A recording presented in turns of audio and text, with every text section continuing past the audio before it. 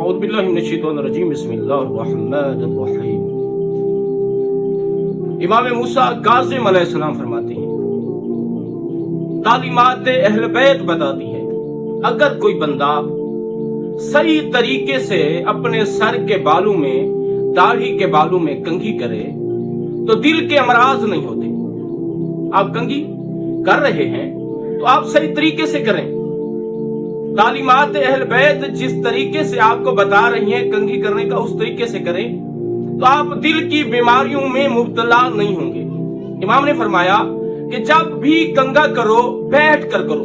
جب تم بیٹھ کر کنگھا کرو گے تو عزیزان گرامی محترم سامعین، آپ کے دل کے امراض نہیں ہوں گے، آپ کا دل مضبوط ہوگا اور آپ کا دل کمزور نہیں ہوگا۔ اس کا دوسرا فائدہ یہ ہوگا بیٹھ کر کنگھا کرنے سے آپ کی جلد کی بیماری پیدا نہیں ہوگی۔